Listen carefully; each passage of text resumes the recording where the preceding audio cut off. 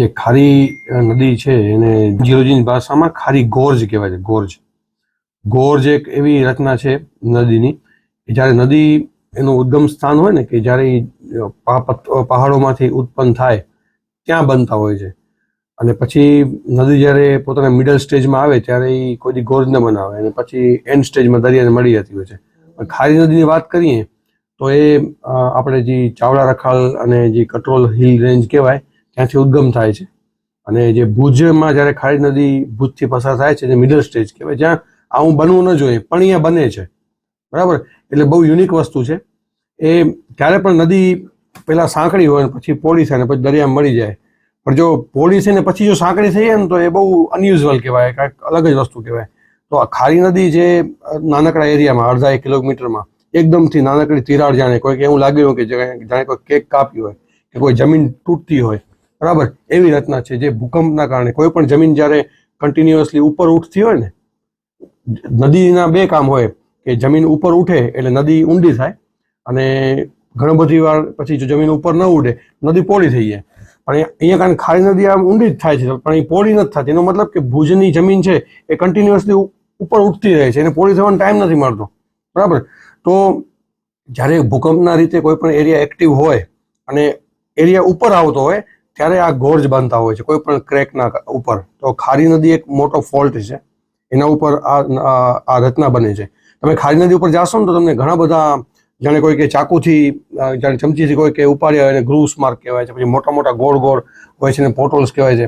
આ ઇન્ડિકેટ કરે છે કે ભુજનો જે પથ્થર છે આટલો હાર્ડ પથ્થર છે, તમે હથોડી મારો ને તૂટે નહીં, પણ એનામાં આટલું બધું ખવાણ થવું એ ઇન્ડિકેટ કરે છે કે એક સમય એવો હતો કે આજે ભલે આ સૂકો પ્રદેશ છે પણ એક સમય એવો હતો કે બહુ જ ભારે વરસાદ હતો, એમ અતિ ભારે, મતલબ મેગા, આપણે જે ચેરાપુંજી જેવું એન્વાયરમેન્ટ કે જ્યાં કન્ટિન્યુઅસ વરસાદ આવતો હોય, કારણ કે પાણીમાં એટલી તાકાત હોય તો જ પથ્થર તોડી શકે એમ. તો એ ઇન્ડિકેટ કરે છે કે અહીંયા કને બહુ જ હેવી ક્લાઇમેટ હતું. હવે આટલી બ્યુટીફુલ રચના કુદરતની થઈ છે, બરાબર, અને આવી જગ્યાઓને જેમ કે ગ્રાન્ડ કેનિયોન છે કે મોટા મોટા નિક પોઈન્ટ્સ કે વોટરફોલ્સ છે વર્લ્ડમાં પ્રિઝર્વ થતા હોય છે. તો આપણે અહીંયા પણ આ જગ્યા પ્રિઝર્વ થવી જોઈએ. આને પ્રિઝર્વ કરવા માટે ઘણી બધી વાર અમે લોકોએ અમારા રિસર્ચ પેપરના માધ્યમથી ઘણીવાર અમે એફર્ટ કર્યો છે, બરાબર. અને જે કલેક્ટરશ્રી 2019માં અમે કલેક્ટરશ્રીને પરિપત્ર પણ આપ્યો હતો, કારણ કે આ જગ્યાને પ્રિઝર્વ કરવાની છે કે અહીંયા કને એક ગાર્ડન બની શકે કે લોકો આવે અને અહીંયા કને બધી વસ્તુ જગ્યાને માણે.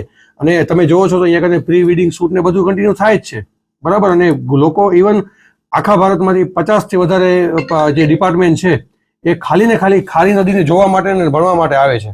આને સુરક્ષા થવી જોઈએ. અત્યારે શું થાય છે કે અમે ઘણીવાર જ્યાં છીએ તો ત્યાં મેડિકલ વેસ્ટ, બરાબર, ત્યાં કને પ્લાસ્ટિકના કચરા કે પછી જાણે હોટલવાળાએ કોઈ કે ત્યાં ડમ્પ કરી દીધું હોય, આટલી ગંદી વાસ આવતી હોય છે. અને મારે ન બોલવું જોઈએ પણ જેમ કે ડ્રિંક કરેલા લોકોની બોટલો ને એવું બધું પણ ત્યાં પડેલું હોય છે. એટલે આ જગ્યાને સુરક્ષિત કરવાની જગ્યાએ ક્લીન રાખવાની તો દૂર વાત રહી, પણ આ જગ્યાનો બહુ જ ખરાબ રીતે લોકો અનયુઝ ઉપયોગ કરતા હોય છે, બરાબર ને. તો આને પ્રિઝર્વ કરવી જોઈએ. અને હું તો એમ કહું છું કે જે ખારી નદીને 1 બાય 1 કિલોમીટરમાં જો આખી બાઉન્ડ્રી થઈ જાય ત્યાં કને અમે એવું રિસર્ચ કરેલું છે કે ત્યાં કને 20થી વધારે જાતના વનસ્પતિઓ, બરાબર, 25થી વધારે જાતની જીવ રચના, મતલબ પક્ષીઓ અને પશુઓ જોવા મળે છે. એટલે ખાલી જીઓલોજી નહીં પણ પ્લાન્ટ એનિમલ લાઈફ જોવા જઈએ તો પણ એક સારું એવું બાયો કન્ઝર્વેશન ઝોન પણ છે. તો આને સુરક્ષિત થવું જોઈએ.